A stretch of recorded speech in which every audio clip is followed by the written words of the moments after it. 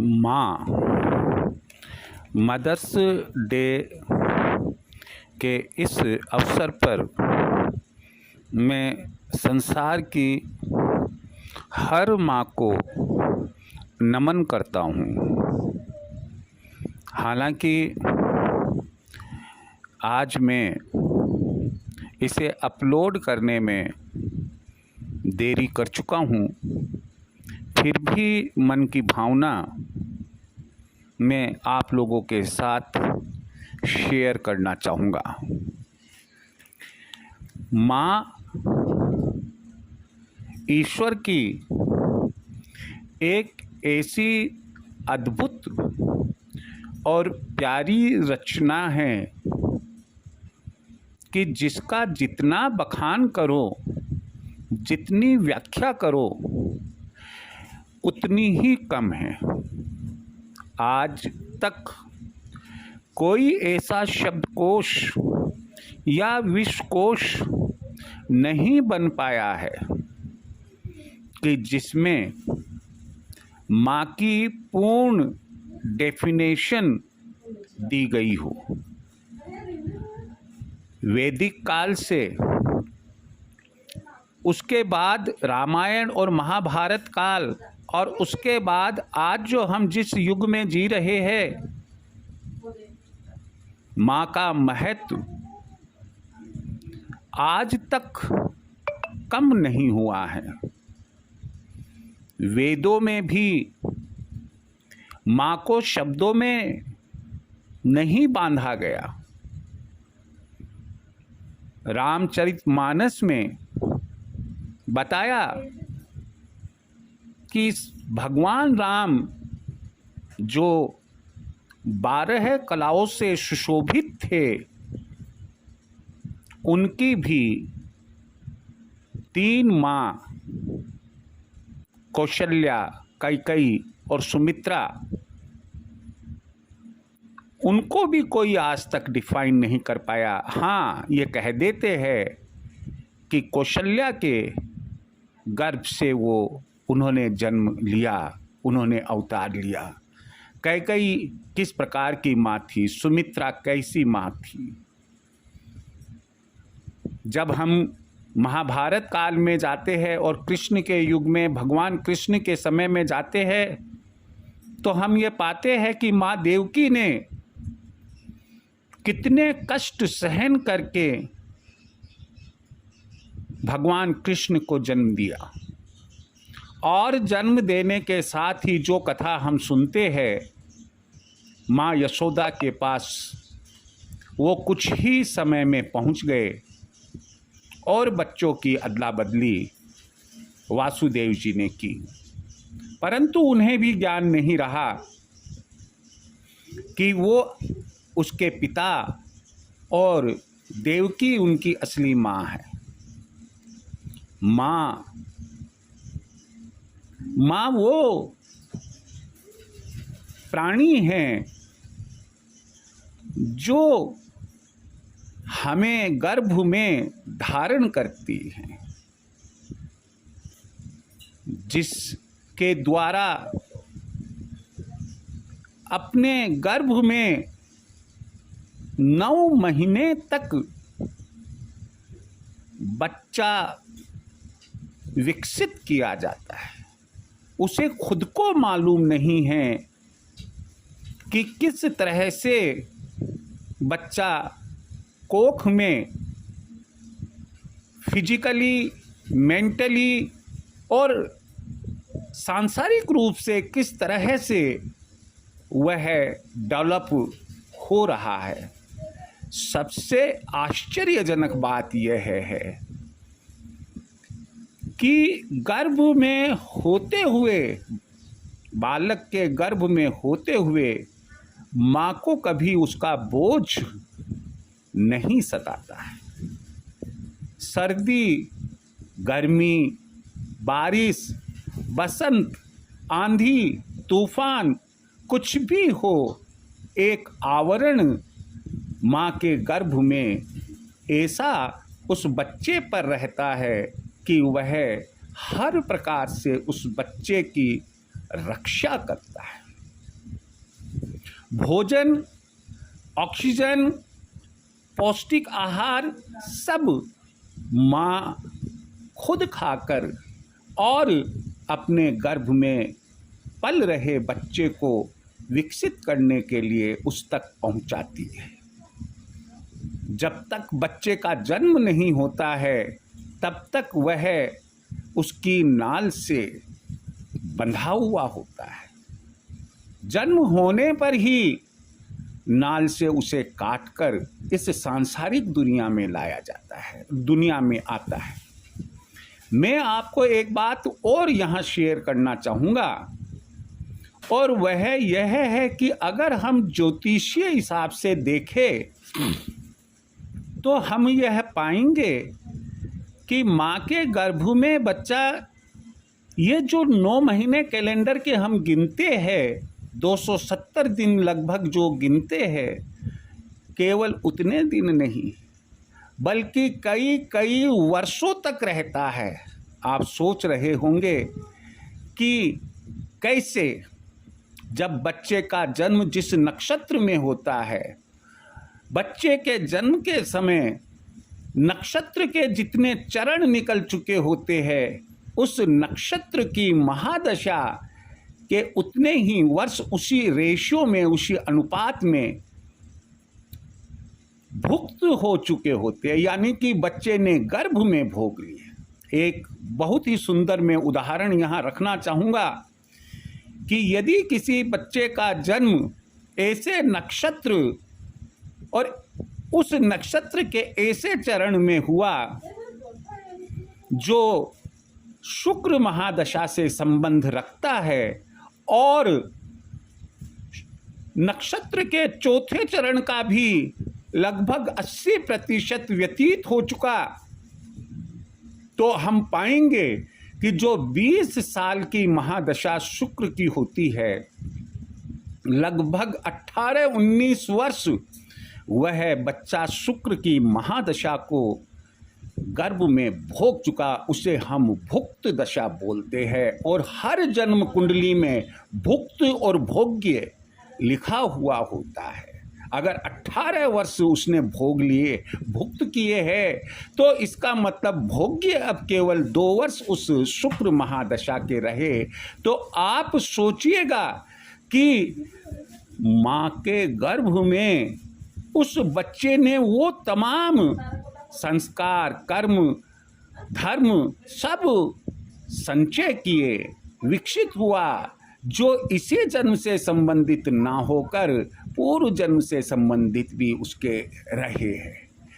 माँ क्या है? हम कह सकते हैं माँ एक संसार है।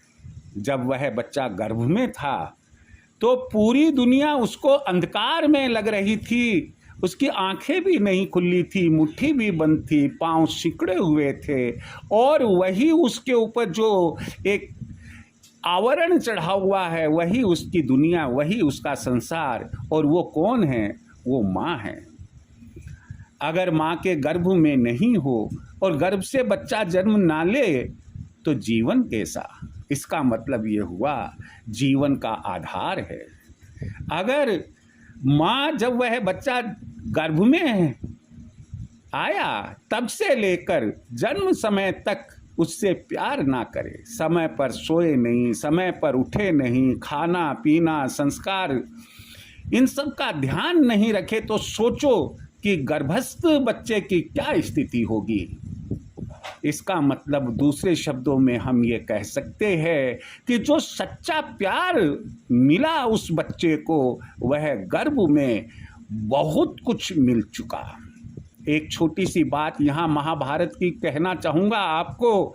जब अर्जुन अपनी पत्नी को सुना रहे थे कि किस प्रकार से चक्रव्यूह में प्रवेश किया जाता है, और पत्नी गर्भ से थी, अभिमन्यु उनके गर्भ में थे, उनको नींद आ गई। नतीजा क्या हुआ कि अभिमन्यु तक संदेश ये तो पहुंच गया कि चक्रव्यूह में, युद्ध के दौरान चक्रव्यूह में प्रवेश कैसे करते हैं, लेकिन अर्जुन जिस समय बता रहे थे कि चक्रव्यूह तोड़ा कैसे जाता है और बाहर कैसे निकलते हैं, उनकी पत्नी को नींद आ गई।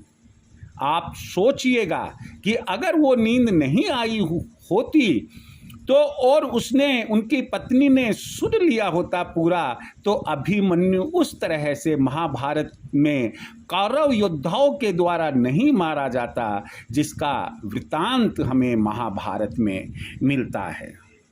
सवाल यहाँ एक और उत्पन्न होता है कि ये शब्द माँ आया कहाँ से। मैं आपको बहुत सुंदर बात बताता हूँ कि कामधेनु समुद्र मंथन के दौरान समुद्र में से निकली थी।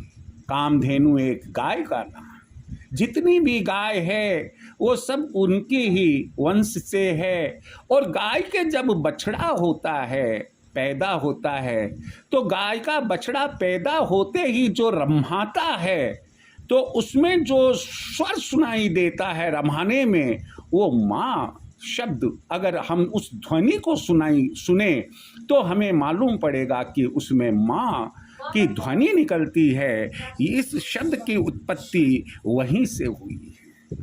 बच्चा जब पैदा होता है, दूध उसका आहार होता है। डॉक्टर्स कहते हैं कि माँ का स्तनपान कराओ।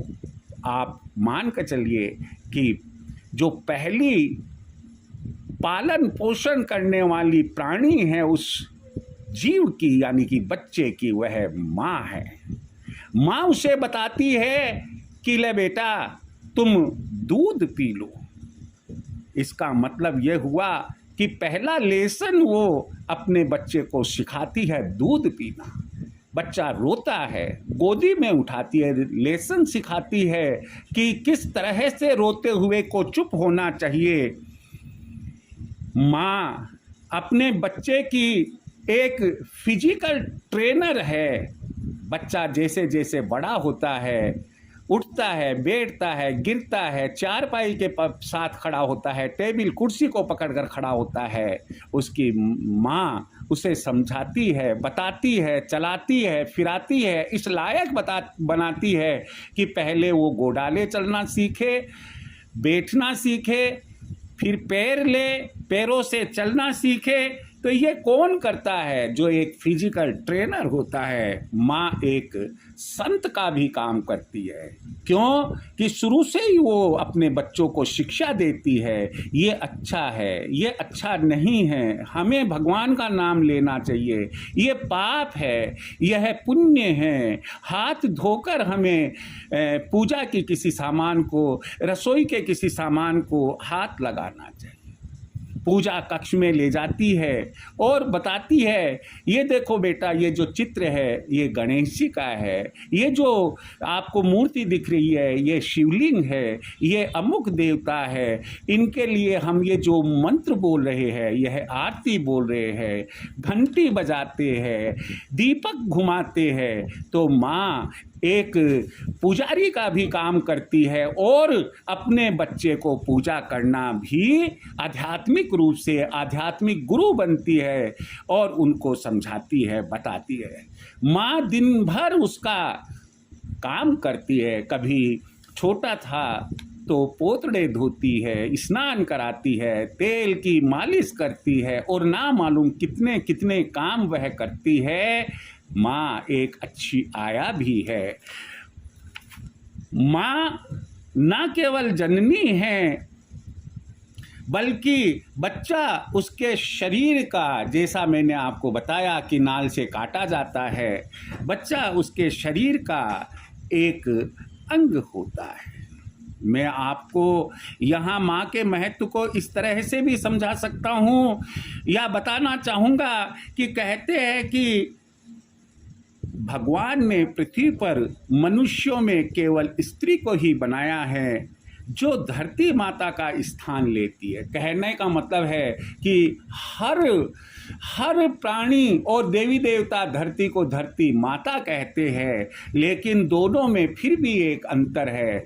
वो है अंतर यह है कि धरती माता जब हम अन्न बोते हैं गेहूँ, बाजरा, मक्का, मोड़, तो 2-5 दिन के अंदर वो अंकुरित हो जाते हैं। चाहे फल, फ्रूट, सब्जी, अनाज कुछ भी हो, वो 2-5 दिन में अंकुरित हो जाते हैं। और अंकुरित होने के बाद में धरती माता कहती है कि अब तुम्हारा जो पोषण करेंगे वो सूर्य नारायण भगवान करेंगे, चंद्र भगवान करेंगे, जो ऑक्सीजन है और दूसरी गैसेज है, हवाएं है, पानी है, ये करेंगे। परंतु जो स्त्री है वो अपने कोख में अपने बच्चे को 9 महीने तक इतना विकसित करती है कि बाहर आकर वह सच्चा इंसान, सच्चा मनुष्य, सच्चा जीव, सच्चा प्राणी कहलाता है। 84 लाख योनियों में मनुष्य योनि को सर्वश्रेष्ठ माना गया है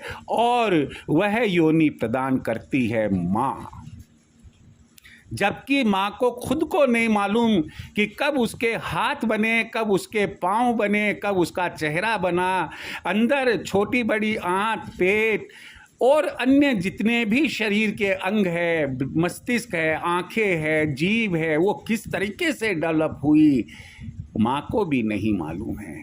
आप ये देखिए, ये वो मैकेनिज्म है जो ईश्वर ने केवल एक स्त्री को दिया है। इसलिए मैं आज मदर्स डे पर, जो माता को समर्पित दिन है, मैं यही कहना चाहूँगा कि हम सबको अपनी माँ, अपनी माता का इतना आदर, सत्कार, सम्मान, इज्जत करनी चाहिए कि जितनी हम भगवान से भी नहीं करते हो। क्यों? क्योंकि भगवान की जानकारी भी हमें हमारी माता ने दी है। इसलिए अगर सच्चाई है, सच्चाई जाने तो ये है कि भगवान से पहले भी माता है, जिसने ये बताया कि ये भगवान होते हैं, ये अमुक देवता है, ये अमुक देवी है, आदि आदि। इसलिए इंसान को कभी भी अपनी माँ ने जो निभाया उस बच्चे के साथ में, कभी भी माँ के एहसान, माँ कोई एहसान नहीं करती है, माँ को नहीं भूलना चाहिए। मैं अपने शब्दों में भी नहीं कह पा रहा हूँ कि माँ अपने बच्चे के लिए क्या क्या त्याग करती है। माँ के त्याग को कभी भी नहीं भूलना चाहिए।